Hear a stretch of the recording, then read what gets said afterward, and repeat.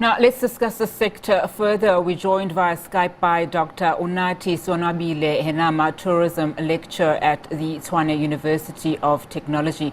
Dr. Henama, thank you so much for joining us this afternoon. Now, let's perhaps start here. We know that tourism increased sharply in May, and then obviously the unrest happened in KwaZulu-Natal and Gauteng, essentially. Will we see this trend in the increase following the recent unrest that have rocked parts of the country?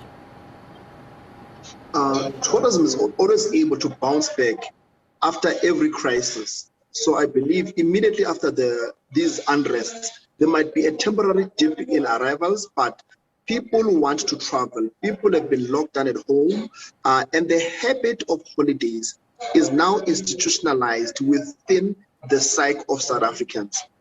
What we need is that we must always encourage our people to go on holiday.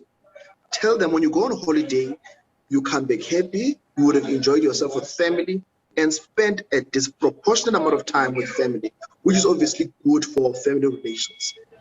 Now, we know that, one of the reasons that people would be incentivized to travel, even domestically, would be that they are vaccinated. We know that a large proportion of South Africans are still not vaccinated, today. What is your take on the country's vaccination process and how it's affecting tourism?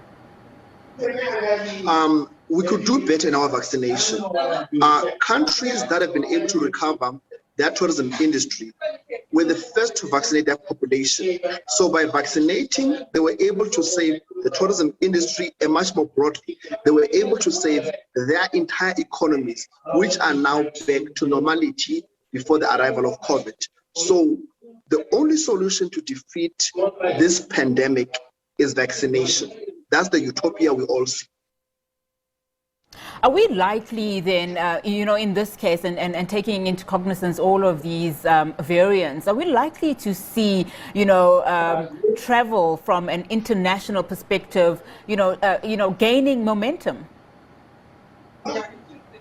If we vaccinate, then there will be an increase in interest from international visitors to come here.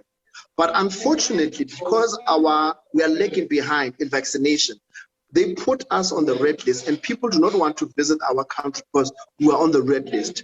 But on the flip side, in as much as we're not vaccinated as South Africans, it gives small towns, it gives your smaller operator off the beaten track an opportunity to say, you can come to my establishment. There are not a lot of people that come here. So social distancing is the norm and character of what we offer. So there is obviously that opportunity if people are able to exploit it. And then obviously there is, this devastating reality that people have really not prioritized traveling, especially locally here in South Africa, because they simply don't have the means to do it. What are some of the lessons that we can take from this? Where travel, especially local travel, I know there's campaigns of short lift and so forth, are cheaper and more affordable for those that would love to travel again, but simply cannot afford it. South Africans have money to travel. It's just that we have not tapped into the stokvel economy. For example, most black people are members of a stokvel. Why don't we encourage them and say, as part of your year-end function, save an additional 500 rands. Here is a package that we offer you for Sun City. Save an additional 200 rands. When you have a year-end function, we invite you to a maybe Tabo Eco Hotel in the south of Johannesburg to go and enjoy yourself. So we are unable to talk to the stokvel economy. That is why there is also a dip in interest by black consumers in consuming tourism. So for as long as we don't speak to the stokvels and say, let's integrate tourism here, we'll obviously have this sizable dip in tourism demand and be unable to create new tourism consumers, which we need to create to have a sustainable industry. Dr. Henama, there's quite a significant noise in the background. I hope you can hear me.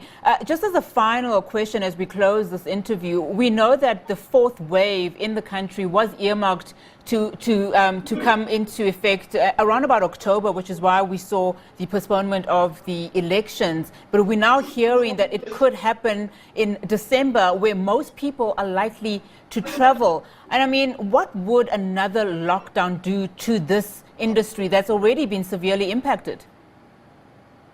I think we must always understand that if the fourth wave arrives and another lockdown comes, we would have lost 2 Decembers, and that will be very, very unfortunate. I don't think the industry will be ever able to recover if we lose another festive season. No, absolutely. Dr. Henama, thank you so much for your time this afternoon. That was Dr. Unathi Sonwabile Henama, tourism lecturer at the Tshwane University of Technology. Thank you so much for your time.